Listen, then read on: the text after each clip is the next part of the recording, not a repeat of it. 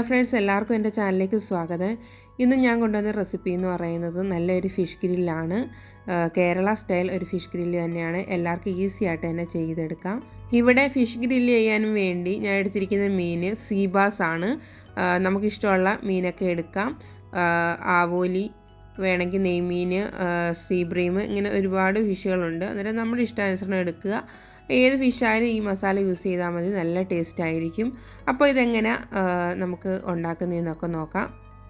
വൃത്തിയാക്കി വെച്ചിരിക്കുന്ന മീനൊന്ന് നമുക്കൊന്ന് വരഞ്ഞു കൊടുക്കണം. നമ്മുടെ മസാലയൊക്കെ ഇതിനകത്തോട്ടൊന്ന് പിടിക്കണമെങ്കിൽ നന്നായിട്ടൊന്ന് വരഞ്ഞൊക്കെ കൊടുക്കണം. പിന്നെ നമ്മൾ മീനൊക്കെ വൃത്തിയാക്കി എടുക്കുമ്പോൾ ഒന്ന് നാരങ്ങയും ഉപ്പും കൂടി ചേർത്ത് ഒന്നിൻ്റെ മുകളിലോട്ടൊക്കെ ഒന്ന് വൃത്തിയാക്കി കൊടുത്തു കഴിഞ്ഞാൽ മീനിനോടുള്ള ആ ഒരു ചിലവർക്ക് അതൊന്നും ഇഷ്ടപ്പെടത്തില്ല. അതിൻ്റെ ഒരു ഉളുമ്പ് മണം, സ്മെല്ല് ഇതൊക്കെ മാറാൻ നല്ലതാണ്.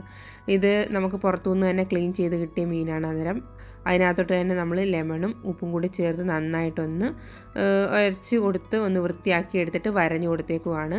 ഇനി ഇതിൻ്റെ മസാല തയ്യാറാക്കാൻ വേണ്ടി ഞാനൊരു ജാർ എടുത്തിട്ടുണ്ട്. ഇതിലേക്ക് 7-8 ചുവന്നുള്ളി ചേർത്ത് കൊടുക്കാവുന്നതാണ്. ഇനി ഇതിലേക്ക് മുളക് ചേർത്ത് കൊടുക്കാം. മുളക് കാന്താരി മുളകാണ് എടുത്തിരിക്കുന്നത്. കാന്താരി മുളകില്ലെങ്കിൽ നോർമൽ മുളകായാലും മതി. ഒരു ചെറിയ പീസ് ഇഞ്ചി, അതോടൊപ്പം തന്നെ ഇഞ്ചിയെക്കാട്ടും കൂടുതൽ വെളുത്തുള്ളി എടുക്കുക. വെളുത്തുള്ളിയും കൂടെ അതിനകത്തോട്ട് ഇട്ട് കൊടുക്കാം. അടുത്തതായിട്ട് ആവശ്യത്തിനുള്ള കറിവേപ്പില, ഇതിലേക്ക് ഇനി 1 ടീസ്പൂൺ പെരുംജീരകം ചേർത്ത് കൊടുക്കാം. ഇനി ഇതിലേക്ക് മെയിനായിട്ടൊരു കാര്യം ചേർക്കേണ്ടത് കോക്കനട്ട് ഓയിലാണ്. കോക്കനട്ട് ഓയിൽ ചേർത്ത് കൊടുക്കുന്നതെന്ന് വെച്ചാൽ നമ്മളൊരു കേരള സ്റ്റൈലല്ലേ വെക്കുന്നത്, അപ്പോൾ കോക്കനട്ട് ഓയിൽ തന്നെ ചേർക്കുക. അത് വേണ്ട എന്നുള്ളവർ ഒലിവ് ഓയിൽ ചേർത്ത് കൊടുത്താൽ മതി. ഇനി ഇതിൻ്റെ മെയിൻ ഒരു ഇൻഗ്രീഡിയൻസ് ആണ് പുളി. ഇത് പിഴുപുളിയാണ് എടുത്തിരിക്കുന്നത്. വെള്ളത്തിലിട്ട് കുതിർത്ത് അതുപോലെ തന്നെ അതിനകത്തോട്ട് ചേർത്ത് കൊടുത്തേക്കുവാണ്. പിഴിഞ്ഞ് വെള്ളം എടുക്കണമെന്ന് നിർബന്ധമില്ല. അതിൻ്റെ വെള്ളം നമ്മൾ ഇതിനകത്തോട്ട് അരയാൻ വേണ്ടിയും കൂടെ ഒഴിച്ചു കൊടുക്കുന്നുണ്ട്. ചെറിയൊരു പീസ് മതി, നമ്മുടെ പുളി അനുസരിച്ച് ചേർത്ത് കൊടുക്കാം. നാരങ്ങ അതുകൊണ്ട് ചേർത്ത് കൊടുക്കേണ്ട ആവശ്യമേ ഇല്ല, ഇത് ചേർത്ത് കൊടുത്താൽ മതി. ഇനി നമുക്ക് നന്നായിട്ടൊന്ന് അരച്ചെടുക്കാം. അപ്പോൾ നമ്മുടെ മസാലക്കൂട്ട് കണ്ട് അത്യാവശ്യം നല്ലപോലെ തന്നെ നല്ല പേസ്റ്റ് രൂപത്തിൽ അരച്ചെടുത്തിട്ടുണ്ട്. ഇതുപോലെ അരച്ചെടുക്കുക. ഇനി നമുക്ക് വേറെ കുറച്ച് പൊടികളും കൂടി ഇതിനകത്തോട്ട് ചേർത്ത് കൊടുക്കണം. അതിനായിട്ട് ഞാൻ ഒരു പാത്രം എടുത്തിട്ടുണ്ട്. ഇതിലേക്ക് 1 ടേബിൾ സ്പൂണോളം മുളക് പൊടി ഇട്ട് കൊടുത്തിട്ടുണ്ട്. അത് നമ്മുടെ ഇഷ്ടാനുസരണം ചേർത്ത് കൊടുക്കാവുന്നതാണ്. ഇതിലേക്ക് 1/2 ടീസ്പൂൺ മഞ്ഞൾപ്പൊടി, 1/4 ടീസ്പൂൺ കുരുമുളക് പൊടി. കുരുമുളക് നമുക്ക് ഇഷ്ടാനുസരണം ചേർത്ത് കൊടുക്കാം. ഇനി ഇതിലേക്ക് നമ്മൾ നേരത്തെ അരച്ച് വെച്ചേക്കുന്ന പേസ്റ്റും കൂടി ചേർത്ത് കൊടുക്കാം. ഇനി ആവശ്യത്തിനുള്ള ഉപ്പും കൂടി ചേർത്ത് കൊടുക്കാം. നമ്മൾ നേരത്തെ മസാല ഉണ്ടാക്കിയപ്പോൾ അതിനകത്ത് ഉപ്പൊന്നും ചേർത്ത് കൊടുത്തിട്ടില്ലായിരുന്നു. ഇതിൻ്റെ കൂടെ നമുക്ക് ഉപ്പും കൂടി ചേർത്ത് കൊടുക്കാം. ഇനി ഈ മസാലക്കൂട്ടെല്ലാം കൂടി ഒന്ന് മിക്സ് ചെയ്ത് കൊടുക്കാം. നമുക്ക്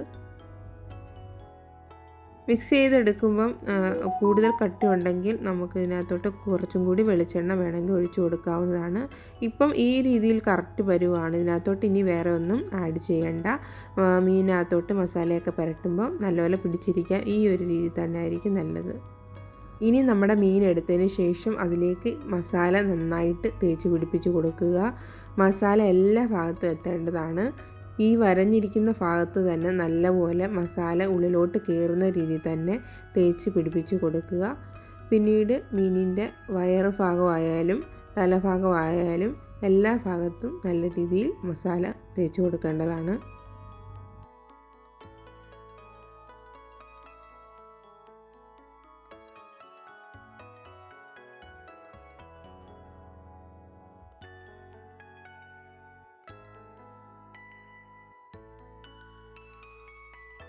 മസാല എല്ലാം പുരട്ടി വെച്ചതിന് ശേഷം നമുക്ക് ഈ മീനിൻ്റെ വയറിനുള്ളിലായിട്ട് കുറച്ച് വെളുത്തുള്ളി എടുക്കുക. കുറച്ച് 3-4-5 പീസായാലും മതി.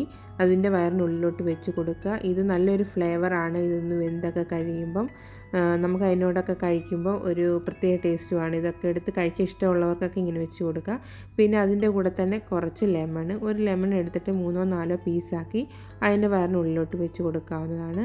നിങ്ങൾക്ക് ഇഷ്ടമുള്ള മീനായാലും ഏത് മസാല ആയാലും അങ്ങനെ ചെയ്യാവുന്നതാണ്. ഞാൻ ഏത് മീൻ കിട്ടിയാലും അങ്ങനെ ചെയ്യാറുണ്ട്. അതിനുശേഷം നമുക്കിതിനി 1-2 മണിക്കൂർ വരെ റെസ്റ്റ് ചെയ്യാൻ വെക്കാം.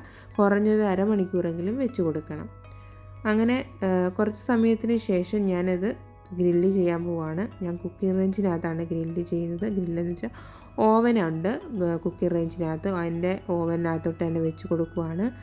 അതിനുള്ളിൽ പാനകത്തോട്ട് ഫോയിൽ പേപ്പർ വെച്ച് കൊടുക്കുക. ഫോയിൽ പേപ്പറിന് മുകളിലായിട്ട് നമുക്കിഷ്ടമുള്ള ഓയിൽ സ്പ്രെഡ് ചെയ്ത് കൊടുത്തതിന് ശേഷം ഫിഷ് വെച്ച് കൊടുക്കാവുന്നതാണ്. ഈ ഫിഷിൻ്റെ മുകളിലോട്ട് തന്നെ കുറച്ച് ഓയിലൂടെ സ്പ്രെഡ് ചെയ്ത് കൊടുക്കേണ്ടതാണ്. അല്ലെങ്കിൽ ഫിഷ് ഭയങ്കര ഡ്രൈ ആയിട്ട് കിട്ടും. അതുകൊണ്ടാണ് ഇങ്ങനെ ഓയിലൊന്ന് സ്പ്രെഡ് ചെയ്ത് കൊടുക്കുന്നത്. അങ്ങനെ നമ്മുടെ കുക്കി റേഞ്ച് ഇവിടെ ഓൺ ആക്കിയിട്ടുണ്ട്. അതിനുള്ളിൽ ഓവൻ്റെ ഫ്ലെയിമാണ് ഈ കാണുന്നത്.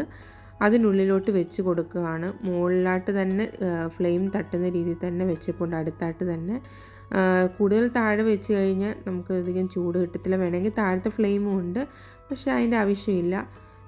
അതുകൊണ്ട് തന്നെ നമ്മുടെ ഫിഷ് ഇവിടെ ഗ്രില്ലായി കിട്ടിയിട്ടുണ്ട്. ഞാൻ വേറൊരു കാര്യം കൂടി പറഞ്ഞില്ല. ഗ്രില്ല് ചെയ്യുമ്പോൾ ഇതിൻ്റെ ഇടയ്ക്കൂടെ തന്നെ നമ്മൾ ഓയിലൊന്ന് സ്പ്രെഡ് ചെയ്ത് കൊടുക്കേണ്ടതാണ്.